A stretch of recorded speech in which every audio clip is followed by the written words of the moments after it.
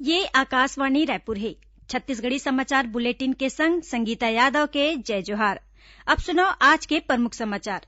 प्रदेश के रायपुर, दुर्ग और राजनांदगांव जिला में सीरो सर्विलेंस के आखिरी रिपोर्ट आईसीएमआर जारी कर दे है। राष्ट्रपिता महात्मा गांधी के जन्म शताब्दी बछर के समापन अवसर में प्रदेश के सबो ग्राम, जनपद और जिला पंचायत मन में 2 अक्टूबर के कार्यक्रम आयोजित करे जाही। और प्रधानमंत्री काली बिहनिया 11 बजे आकाशवाणी ले मन की बात कार्यक्रम में देश विदेश के लोगन मन ले अपन विचार साझा करही। महात्मा गांधी के 150वां जयंती के मौका में आज ले समाचार के शुरुआत विशेष श्रृंखला बापू की बात ले होवत है। हमार गौरवशाली संस्कृति के संरक्षण के बारे में महात्मा गांधी के विचार कई अवसर में व्यक्त होए है। पश्चिम बंगाल के सौदेपुर में प्रार्थना सभा के बाद महात्मा गांधी कह रहीन कि कोनो भी संस्कृति और सभ्यता के रक्षा और संरक्षा वहां के लोगन ही कर सकते। हर एक मनुष्य को अपनी संस्कृति को मानी अपनापन की रक्षा वही कर सकता है, दूसरा नहीं कर सकता है। जब दूसरा मेरी रक्षा करता है तो मैं उसका गुलाम हो जाता हूँ, मैं उसका ऋणी बन जाता हूँ। अब समाचार विस्तार ले। प्रदेश के रायपुर, दुर्ग और राजनांदगांव जिला में सीरो सर्विलेंस के आखिरी रिपोर्ट आईसीएमआर जारी कर दे है। आखिरी रिपोर्ट के अनुसार राजनांदगांव के 3.76%, दुर्ग के 8.31% और रायपुर के 13.41% मनखे के शरीर में कोरोना संक्रमण ले लड़े के एंटीबॉडीज पाए गए हैं। सीरो सर्विलेंस के दौरान दुर्ग जिला के मनखे मन के उच्च जोखिम वाले वर्ग के 517, राजनांदगांव में 504 और रायपुर में 492 नमूना इकट्ठा करे गए रहिस।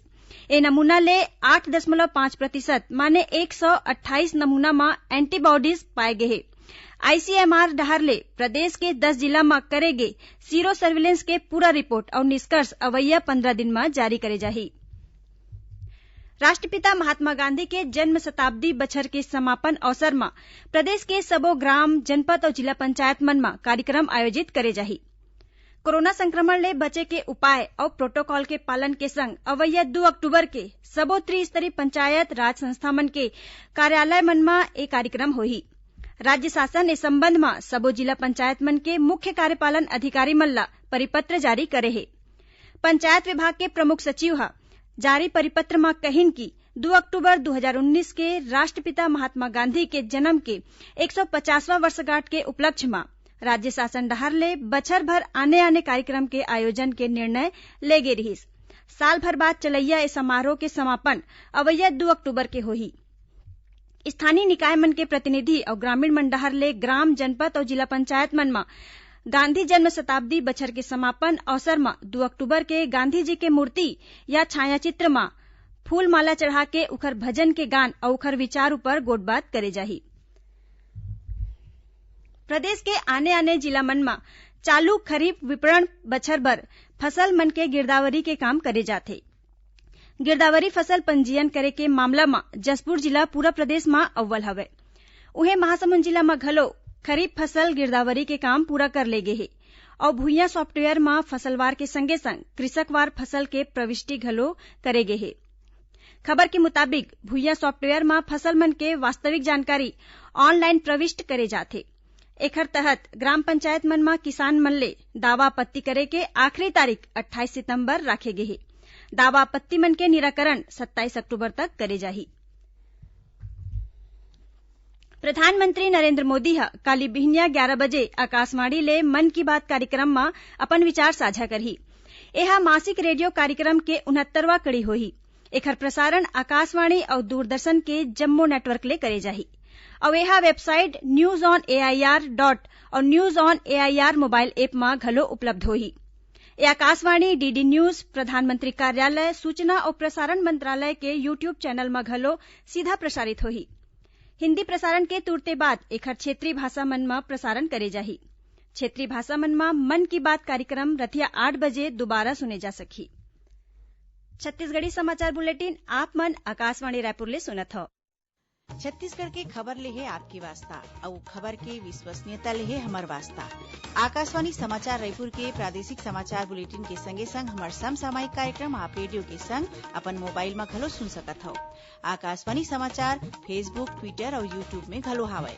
हमार फेसबुक पेज हरे Chhattisgarh news on AIR, Twitter handle CGAIR news और हमार यूट्यूब चैनल हरे छत्तीसगढ़ AIR न्यूज। तो अब रेडियो के संगे संग आपके मोबाइल के माध्यम ले हम आप तक पहुंचत हन। छत्तीसगढ़ के हर खबर पर सुनत रहो आकाशवाणी समाचार। अब आगू बाढ़बो बाचे समाचार कोती। विश्व पर्यटन दिवस में छत्तीसगढ़ के गृह, लोक निर्माण और पर्यटन मंत्री ताम्रध्वज साहू के विशेष भेंटवार्ता काली आकाशवाणी केंद्र रायपुर ले भिनिया 10:30 बजे प्रसारित करे जाही।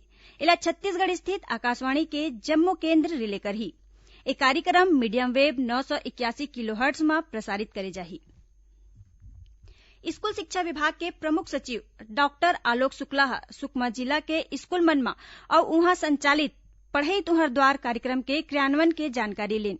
ओमनहा जिला के आने आने गांव मन में चलत मोहल्ला क्लास के संगे संग उत्कृष्ट अंग्रेजी माध्यम स्कूल के घलो निरीक्षण करेन। डॉक्टर शुक्ला मोहल्ला क्लास के निरीक्षण के दौरान शिक्षक, शिक्षिका और विद्यार्थी मन ले गोट बात करके पढ़ई तुहर द्वार कार्यक्रम के जानकारी लेन। माओवादी मन के खिलाफ जारी अभियान के समीक्षा बर विशेष महानिदेशक नक्सल ऑपरेशन अशोक जुनेजा, बस्तर आईजी सुंदरराज पी और CRPF के महानिरीक्षक प्रकाश बीजापुर जिला के दौरा करेन। ए दौरान ओमनहा बीजापुर में पुलिस अधीक्षक और सुरक्षा बल के अधिकारी मन के बैठका लेके माओवादी विरोधी अभियान के समीक्षा करेन। एकर बाद श्री जुनेजा अधिकारी मन के संग पामेड़ क्षेत्र के दौरा करेन। संगे संग पामेड़ थाना में पदस्थ सुरक्षा बल के अधिकारी और जवान मन ले भेंट करके गोट बात करेन। ए दौरान श्री जुनेजा सुरक्षा बल के अधिकारी और जवान मन ला माओवादी मन के खिलाफ अभियान तेज करके और संवेदनशील इलाका में सतर्कता रखे के निर्देश देन। पर्यटन विभाग के अधीन estate institute of hotel management, catering technology and applied nutrition नवा रायपुर में BSc in hospitality and hotel administration के 3 वर्षीय पाठ्यक्रम में प्रवेश बर आवेदन अवैया 12 अक्टूबर तक मंगाए गए हैं। ए डिग्री कोर्स में प्रवेश बर न्यूनतम शैक्षणिक योग्यता 12वीं पास होना जरूरी है। उन्हें डिप्लोमा कोर्स में प्रवेश बर अवैया 1 अक्टूबर तक ऑनलाइन ऑफलाइन आवेदन करे जा सकते। ए बारे में और ज्यादा जानकारी वेबसाइट में उपलब्ध है। जसपुर जिला के पत्थलगांव विकासखंड के दर्रापारा और इमलीपारा आंगनबाड़ी केंद्र मन में किशोरी नोनी और माईलोगिन मन के निःशुल्क स्वास्थ्य परीक्षण करेगीस और ओमल्ला पौष्टिक आहार के बारे में जानकारी देगीस। उन्हें जिला में राष्ट्रीय कृमि मुक्ति कार्यक्रम के तहत आंगनबाड़ी कार्यकर्ता और सहायिका मन डहर ले घर घर जाके 1 ले 19 बछर तक के नोनी और बाबू मल्ला कृमिनाशक गोली एल्बेंडाजोल घलो खिलाए जाते। गरियाबंद जिला में करेंट के चपेट में आए ले 3 लोगन के मौत हो गई। ये घटना पांडुका थाना क्षेत्र के सरकड़ा गांव के हरय। खबर के मुताबिक एके परिवार के 3 झीन लोगन खेत में दवाई छिड़के के काम करत रहिस। इही दौरान ओमन करेंट के चपेट में आ गए। बताए गए है कि विद्युत पंप के तार टूट के खेत में गिरे रहिस, जेखर ले करेंट पूरा खेत में फैल गए और तीनों मनखे के मौका में ही मौत हो गई।